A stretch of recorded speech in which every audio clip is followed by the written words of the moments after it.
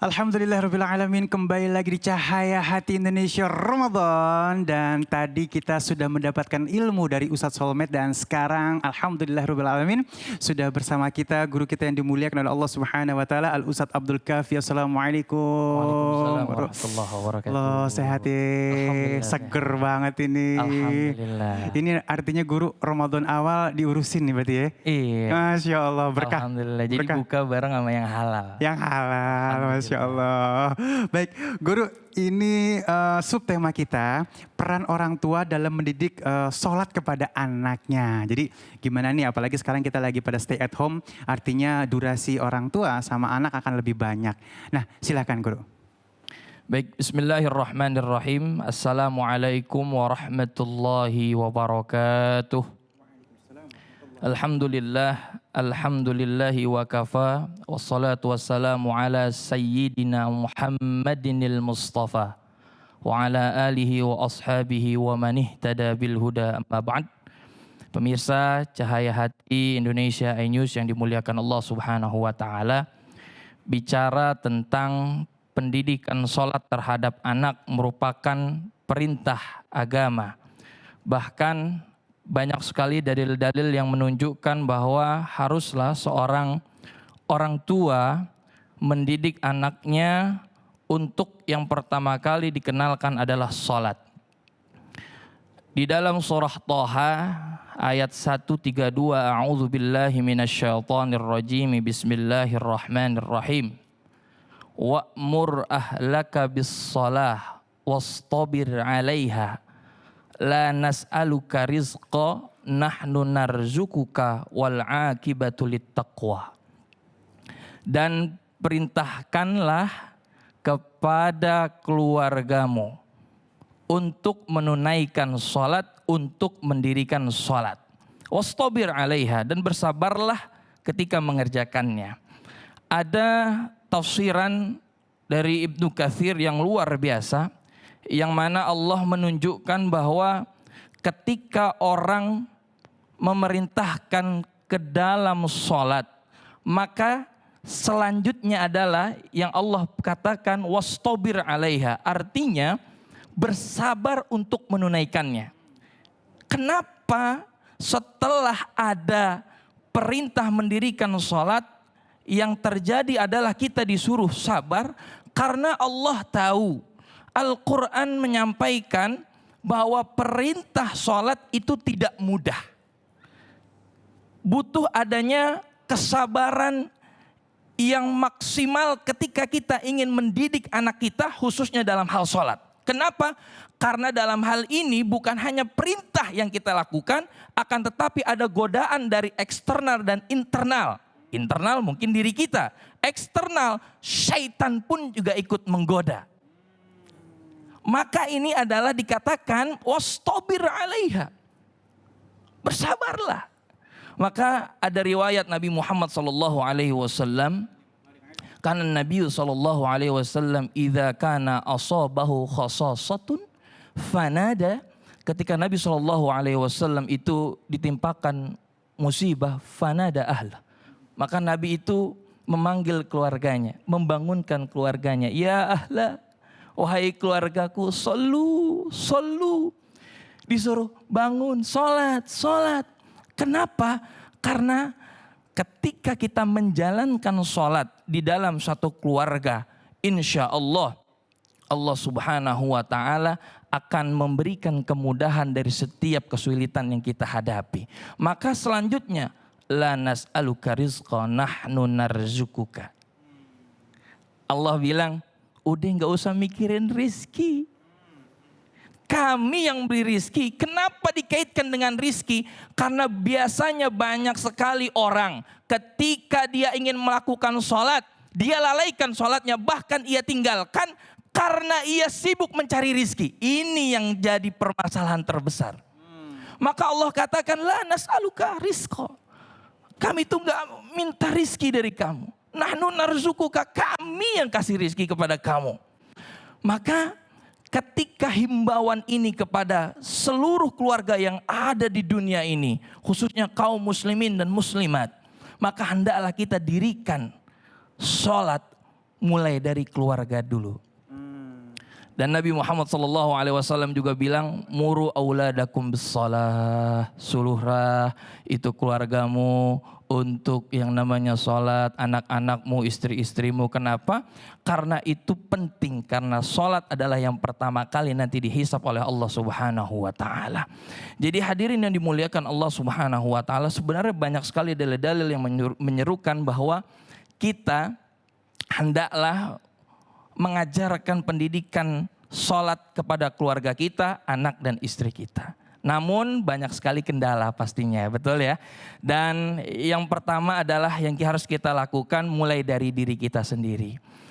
Allah Subhanahu wa Ta'ala berfirman, ya ayyuhalladzina amanu qu anfusakum wa ahlikum nara.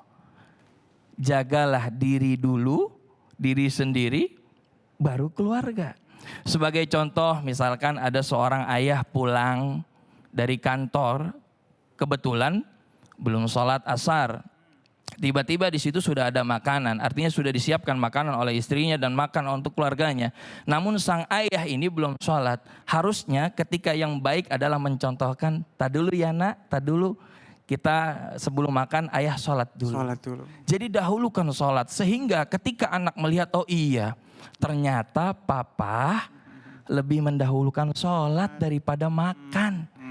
Jadi ketika sang anak melihat apa yang dicontohkan ayahnya, apa yang menjadi cerminan seorang anak akan ditiru oleh anaknya. Oh iya, berarti kita nggak boleh ya lalain sholat. Berarti kita nggak boleh ya akhir-akhirkan sholat. Ketika lagi di jalan nih, lagi main. Ya begitu azan, Allahu Akbar, Allahu Akbar. Maka yang terjadi apa? Oh iya, ya udah nih udah azan, ya berhentilah kita mainnya. Akhirnya apa? Dia jadi sholat. Artinya mulailah dari diri sendiri, sehingga apa? Sehingga orang itu dalam keluarga bisa melihat, oh iya, ayah pun mendahulukan sholat, kita harus dahulukan sholat. Kemudian yang kedua, ajak anak-anak untuk mengenal sholat. Artinya sholat ini begitu penting. Kadang-kadang yang lain dikenalkan tapi ternyata sholat nggak dikenalkan. Artinya diabaikan. Ini yang paling bahaya ketika orang mengabaikan sholat. Ada orang tua yang ketika jauh dari anak yang ditanyakan bukan sholat, akan tetapi yang ditanyakan, gimana nak, sudah makan, sudah minum, minumnya pakai apa, makannya pakai apa, enak atau enggak. Bukan ditanya yang pertanyaan, gimana nak, sudah sholat atau belum.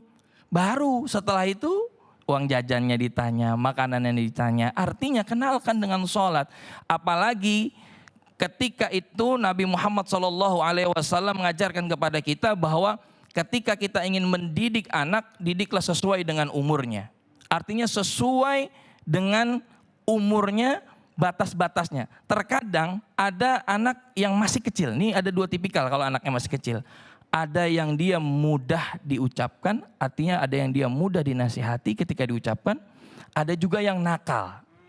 Artinya sulit untuk mendengarkan nasihat dari orang tua. Ini nih. Nah, kalau misalkan yang gampang gitu ya dinasihati, dia bilang begini aja. Baru dehemnya orang tua aja. Udah sholat atau belum? Gitu. Dia langsung takut sholat. Gitu. Akan tetapi ternyata ada juga ya yang orang tuanya udah bawa sapu, megang-megang ya kan, dia masih aja tiduran, nggak mau sholat. Ini ada yang kayak begini. Maka macam-macam ya pendidikan. Maka yang paling utama adalah tadi kenalkan dengan sholat, betapa pentingnya sholat untuk kita. Karena sholat adalah waktu di mana seorang hamba dekat dengan Robnya adalah di waktu sholat. Kemudian yang ketiga, ajak anak untuk sholat berjamaah. Nah, ini yang penting. Tapi kita ingat juga kadang-kadang kalau misalkan anak-anak kecil itu kan berbeda. Masa-masa anak kecil itu kan berbeda. Kalau misalkan kita ajak anak untuk sholat berjamaah, jangan disatukan jadi satu shaf. Kenapa? Karena yang namanya anak kecil biasanya kalau misalkan dia satu shaf, dia bercanda. Benar. Gitu. Boleh yang kanan kakaknya, yang kiri adiknya. Artinya dipisah. Kalau dia sama-samaan, dia main jorok-jorogan, main injek-injekan kaki. Ya, makanya kalau misalkan kita ajarkan anak gitu seperti itu. Jadi ajak sholat berjamaah kita perhatikan juga, kenalkan. Oh iya ternyata pahala sholat berjamaah itu 27 derajat lebih tinggi. Masya Allah. Akhirnya apa? Ajak sholat berjamaah. Nah yang keempat adalah ajak sholat berjamaah di masjid. Nah cakep tuh. Ini nih, ajak sholat berjamaah di masjid. Kenapa di masjid? Karena di masjid memang tempatnya, rumah Allah. Jadi dia serius untuk melihat dan melakukan sholat. Tidak ada candaan. Tapi perhatikan juga biasanya ada orang tua yang dia bawa aja nih kalau biasa sholat Jumat ya. Ada orang tua yang bawa anaknya saja. Kemudian setelah sampai di masjid tidak diperhatikan anaknya. Anaknya bercanda. Sampai-sampai pernah Bang Jaina. Jadi ada tuh ya Bang Ali. Waktu saya sholat Jumat. Soft pertama. Waktu itu ada di depan, kemudian ada di lantai 2. Anak-anak semua ada di lantai 2. Nah tiba-tiba waktu mau sholat Jumat berdiri, anak-anak berisik bercanda.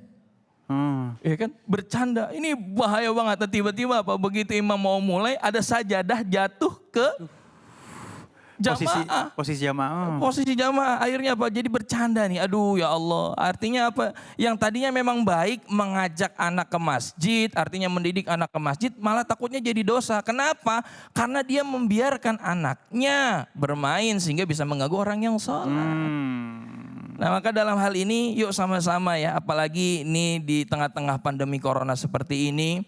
Kita senantiasa dituntut untuk tetap mengajarkan dan mengingatkan keluarga kita tentang yang namanya sholat. Karena sholat itu begitu penting bagi kita. Kadang-kadang ada orang yang galau, dia larinya ke diskotik. Dia galau, larinya ke hal-hal yang memang tidak manfaat. Kalau misalkan keluarga kita diajarkan ketika dapat masalah, dapat ujian, larinya ke sholat. Insya Allah mudah-mudahan Allah berikan kemudahan untuk kita. Tapi saya pernah juga curhat pemirsa sama Bang Ali, Masya Allah ya. Oh iya. Tentang mengajarkan anak, kalau Bang Ali beda. Ya boleh katanya dipukul kan. Kalau Bang Ali mukul habis itu dibilangin, kok papa mukul dede gitu katanya ya Bang Ali ya. Kata Bang Ali, yang papa pukul itu bukan kamunya, melainkan setan yang ada di diri kamu. Wah bagus tuh kiasannya tuh. Jadi mudah-mudahan kita bisa mendidik anak-anak kita dan menjadikan keluarga yang sakinah mawaddah warahmah, artinya taat kepada Allah Subhanahu wa taala. Masya Allah luar biasa. Terima kasih guru ilmunya. Masya Allah ya, yang namanya anak ini investasi dunia dan akhirat. Dan untuk mendidiknya menjadi investasi dunia akhirat, kita harus mendidiknya dengan akhlak agama ya. Masya Allah. Dan baik jamaah yang dimuliakan Allah Subhanahu wa taala, insya Allah sesaat lagi kita akan bertemu dengan guru kita Al Ustadz Ahmad Sarwat dengan subtema kita sholat membawa ketenangan jiwa. Tetap bersama kami di Cahaya Hati Indonesia Ramadan.